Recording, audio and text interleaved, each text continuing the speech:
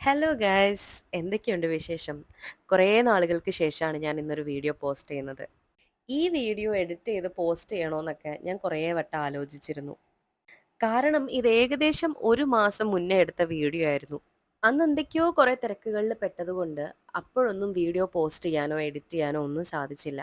പിന്നീട് ഇത്ര മാസങ്ങൾക്ക് മുന്നേ, ഇത്ര ദിവസങ്ങൾക്ക് മുന്നേ ഉള്ള വീഡിയോ ഒക്കെ എങ്ങനെയാ പോസ്റ്റ് ചെയ്യാന്നോർത്ത് ഒരു മടി തോന്നി. കഴിച്ചിട്ടാണ് ഇറക്കാനും വയ്യ, മധുരിച്ചിട്ടാണ് തുപ്പാനും വയ്യ എന്ന് പറഞ്ഞ അവസ്ഥ പോലെയായിരുന്നു. കാരണം ഈ എടുത്തു വെച്ച വീഡിയോ കംപ്ലീറ്റ്ലി അങ്ങ് ഡിലീറ്റ് ചെയ്ത് കളയുന്നത് എന്തോ ഒരു വിഷമമുള്ള പരിപാടിയാണ് എനിക്ക്. അപ്പോൾ ഇൻട്രൊഡക്ഷൻ ഒക്കെ അത്രയൊക്കെ മതിയല്ലേ? നമുക്കെന്നാ വീഡിയോയിലേക്ക് പോവാം. തെക്കേ പാടം എന്ന അതിമനോഹരമായ ഗ്രാമം. ടും ടു ടും ടു ടു ടു ടും ടു ടും ടു ടു ടു. ചതിക്കാത്ത ചന്തു സിനിമയിലെ കഥ പറയുന്നത് പോലെ ക്ലട്ടേഡായി കിടക്കുന്ന എൻ്റെ വീടിൻ്റെ അടുക്കളയും മുറിയും മറ്റു ഭാഗങ്ങളും.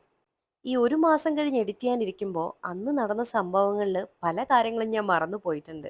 അതുകൊണ്ട് തന്നെ നറേഷനിൽ മേ ബി കുറേ വ്യത്യാസങ്ങളും വന്നിട്ടുണ്ടാവാം. തലേ ദിവസം എന്തുകൊണ്ടാണ് ഞാൻ കിച്ചൺ ഇത്ര മെസ്സി ആയിട്ട് ഇട്ടിട്ട് പോയതെന്നുള്ള കാര്യം ആക്ച്വലി എനിക്ക് ഓർമ്മയില്ല കേട്ടോ. ഒന്നെങ്കിൽ ഞാനൊരു റെസ്റ്റ് ഡേ എടുത്തിട്ടുണ്ടാവണം, അതല്ല എന്നുണ്ടെങ്കിൽ എനിക്ക് എന്തെങ്കിലും ക്ഷീണം വന്നിട്ടുണ്ടാവണം. എന്തൊക്കെയാണെങ്കിലും വീട് നല്ല വൃത്തികേടായി കിടപ്പുണ്ട്. ഇതൊന്നേന്ന് നമുക്ക് വൃത്തിയാക്കണം. അത് മാത്രമല്ല, ഇന്നെനിക്ക് സെഷൻസും ഉള്ള ദിവസമാണ്. അതുകൊണ്ട് തന്നെ രാവിലത്തെ ബ്രേക്ക്ഫാസ്റ്റ് കഴിഞ്ഞാൽ പിന്നെ വൈകുന്നേരത്തെ വീഡിയോ ഇതിൽ നിങ്ങൾ കാണുള്ളൂ കേട്ടോ. ജോലിക്ക് കയറാനുള്ളൊരു തിരക്കിൽ ചില വീഡിയോസൊക്കെ മിസ്സായി പോയിട്ടുണ്ടാവും കേട്ടോ. സമയമില്ലാത്ത സമയത്ത് ഈ ചായ പിരിഞ്ഞു പോകുന്നൊരു പരിപാടി ഒരു വൃത്തികെട്ട പരിപാടി തന്നെയാണ്. എന്താന്ന് വെച്ചാലേ, ഈ പാല് പിരിഞ്ഞു കഴിഞ്ഞാൽ നമ്മൾ ചായപാത്രം കഴുകുമ്പോൾ നല്ല ശ്രദ്ധയോടെ നല്ല വൃത്തിയായിട്ട് കഴുകിയില്ലെങ്കിൽ നമ്മൾ പിന്നെയും ഇടാൻ പോകുന്ന ചായ വീണ്ടും പിരിഞ്ഞു പോകാൻ ചാൻസസ് ഉണ്ട്. എന്തോരം പണിയായിരിക്കും ചെയ്യേണ്ടി വരിക. അങ്ങനെ ഞാൻ ചായപാത്രത്തിൻ്റെ കൂടെ ബാക്കിയുള്ള പാത്രങ്ങളും കൂടെ കഴുകി വെച്ചു. ബ്രേക്ക്ഫാസ്റ്റ് ഏകദേശം ആയിട്ടുണ്ട്. നമുക്കിനി ഫുഡ് കഴിക്കാം. അതിനു മുന്നേ വീണ്ടും ഒന്നും കൂടെ ചായ ഇടണം. ചായ ഇടുന്നതിന് മുന്നേ നമുക്ക് ഈ സ്ലാബിൻ്റെ പുറമൊക്കെ ഒന്ന് ക്ലീൻ ചെയ്തിട്ട് വാഷ് ബേസിനും കൂടെ കഴുകിയിടാം. എനിക്കൊരു ലോ മൂഡ് കിട്ടിയിരിക്കുമ്പോൾ എനിക്ക് ഏറ്റവും കൂടുതൽ എൻ്റെ മൈൻഡിനെ ഒന്ന് ഡിസ്ട്രാക്ട് ചെയ്യാനും ഒന്ന് ഹാപ്പി ആക്കാനും ഒക്കെ ഹെൽപ്പ് ചെയ്യുന്നത് ഈ ക്ലീനിങ് പോലത്തെ പരിപാടികളാണ്. ഈ ക്ലീനിങ് ചെയ്യുമ്പോൾ എന്തോ ഒരു ഇൻസ്റ്റൻറ്റ് ഗ്രാറ്റിഫിക്കേഷൻ കിട്ടുന്നൊരു ഫീലാണ്. ഈ വീഡിയോ കാണുന്ന ഓരോരുത്തരോടും എനിക്ക് റിമൈൻഡ് ചെയ്യാനുള്ള ഒരു കാര്യം, എൻ്റെ ലൈഫിലെ ഒരു വളരെ ചെറിയ പാർട്ട് മാത്രമാണ് നിങ്ങൾ ഈ വീഡിയോസിലൂടെ കാണുന്നത്.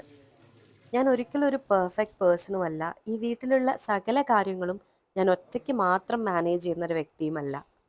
ഒരു വീട്ടിൽ ഞങ്ങൾ രണ്ടാൾക്കാർ കോഎക്സിസ്റ്റ് ചെയ്യുമ്പോൾ രണ്ടുപേരും അങ്ങോട്ടും ഇങ്ങോട്ടും കുറേ കാര്യങ്ങൾ പരസ്പരം സഹായിച്ചും ചെയ്തുമൊക്കെ തന്നെയാണ് ജീവിക്കുന്നത്.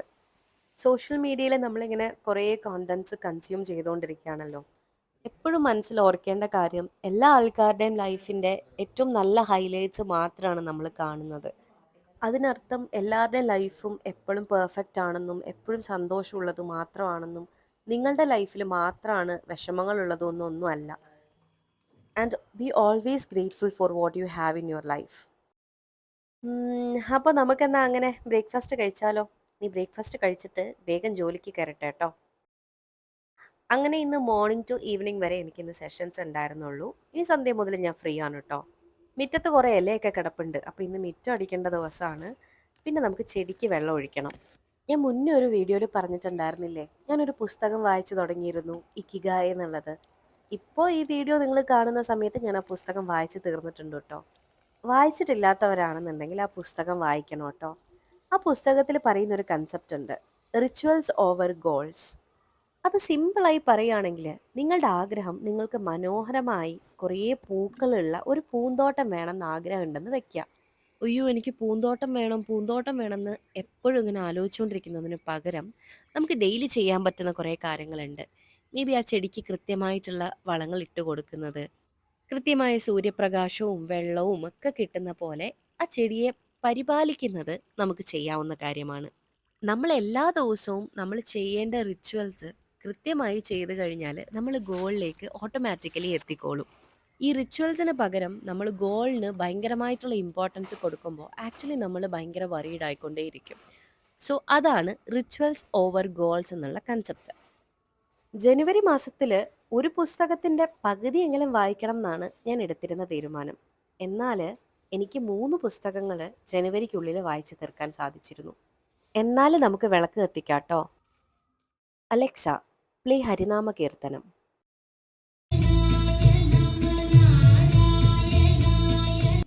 എൻ്റെ സ്കൂൾ പഠനം എല്ലാം കഴിഞ്ഞ് ഞാൻ കോളേജിലേക്ക് ചേരുന്ന സമയം വരെ എൻ്റെ വീട്ടിലെ സന്ധ്യാനാമം ഞങ്ങൾ എല്ലാവരും കൂടെ ചേർന്നിരുന്നാണ് ചൊല്ലിക്കൊണ്ടിരുന്നത്. എന്നാൽ ഇപ്പതാ ഹൈടെക് ആയിരിക്കുകയാണ്. ഇവിടെ അലക്സയാണ് നാമം ചൊല്ലുന്നതൊക്കെ.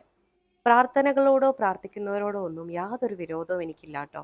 പക്ഷേ എൻ്റെ പ്രാർത്ഥനകളും വിശ്വാസങ്ങളും ഒക്കെ ഇപ്പോൾ പണ്ടത്തെ പോലെ അല്ല കേട്ടോ. കുറേ മാറ്റങ്ങളൊക്കെ എനിക്ക് വന്നിട്ടുണ്ട്. അതായത് നമ്മൾ പ്രാർത്ഥിക്കുന്നത് നമ്മളുടെ മനസ്സമാധാനത്തിന് വേണ്ടിയാണെന്നും നമ്മൾ പ്രാർത്ഥിക്കാതിരിക്കുന്നത് കൊണ്ട് ദൈവത്തിന് നമ്മളോട് ഒരു പരാതിയും ഇല്ലെന്നാണ് ഞാൻ വിശ്വസിക്കുന്നത്. ഇന്നത്തെ ദിവസം ജനുവരി 16 അതായത് ജനുവരി 15 ഞങ്ങളുടെ വെഡ്ഡിങ് ആനിവേഴ്സറി ആയിരുന്നു. കാര്യമായിട്ട് പരിപാടികളോ ഫുഡ് വെപ്പോ ഒന്നും വീട്ടിലുണ്ടായിരുന്നില്ലല്ലോ. അതുകൊണ്ട് ഇന്ന് ഡിന്നർ കഴിക്കാൻ വേണ്ടിയിട്ട് അമ്മ ഞങ്ങളെ വീട്ടിലേക്ക് ക്ഷണിച്ചിട്ടുണ്ട്. 14 തീയതി രാത്രി ഞങ്ങൾ പുറത്തൊന്ന് പോയിട്ടുണ്ടായിരുന്നു. പക്ഷെ 15 തീയതി ഏട്ടൻ ഓഫീസിൽ പോകേണ്ട ഡേ ആയതുകൊണ്ട് അന്നത്തെ ദിവസം അങ്ങനെ ഒരു പരിപാടി ഉണ്ടായിരുന്നില്ല. അതുകൊണ്ടാണ് 16 തീയതി രാത്രി അമ്മ ഞങ്ങളെ ഇൻവൈറ്റ് ചെയ്തേക്കുന്നത്. അപ്പൊ ഒന്ന് വേഗം ഓടിച്ചൊന്ന് അടുക്കളയിലുള്ള ചെറിയ കുറച്ച് പാത്രങ്ങൾ കൂടെ കഴുകിയിട്ടിട്ട് നമുക്ക് വേഗം റെഡിയാവാട്ടോ.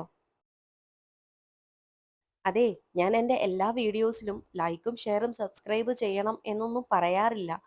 അത് പറയാത്തത് കൊണ്ട് നിങ്ങളാരും അത് ചെയ്യാതിരിക്കല്ലേ കേട്ടോ. ഇനി പറയാത്തത് കൊണ്ട് ചെയ്യാത്തവരാണെന്നുണ്ടെങ്കിൽ അവർക്ക് വേണ്ടി പറയാണ്. നിങ്ങൾക്ക് എൻ്റെ ചാനലും വീഡിയോസും ഒക്കെ ഇഷ്ടമാണെന്നുണ്ടെങ്കിൽ please do like share and subscribe my channel. നമ്മൾ പണിയെല്ലാം കഴിഞ്ഞ് വീട്ടിൽ നിന്ന് റെഡിയായി ഇറങ്ങുമ്പോൾ അത്യാവശ്യം നല്ല ലേറ്റ് ആയിട്ടുണ്ട് കേട്ടോ.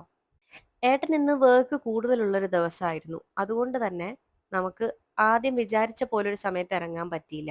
നമ്മളങ്ങനെ ബീച്ച് റോഡ് വഴിയാണ് വീട്ടിലേക്ക് പോകുന്നത്.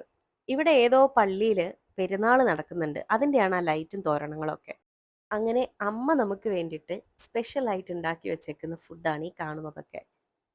ഞാൻ കുറേ നാൾ കൂടിയിട്ടാണ് അമ്മ ഉണ്ടാക്കുന്ന ഈ ഒരു പുലാവും ചിക്കൻ കറിയും കഴിക്കുന്നത്. അതെന്നത്തെയും പോലെ തന്നെ നല്ല അടിപൊളി ടേസ്റ്റ് ആയിരുന്നു. അങ്ങനെ ഡിന്നറൊക്കെ കഴിച്ച് ഞങ്ങൾ കുറച്ചേരം അവിടെ വർത്താനം പറഞ്ഞിരുന്ന് ടാറ്റാ ബൈ ബൈ ഒക്കെ പറഞ്ഞ് വീട്ടിലേക്ക് പോന്നു.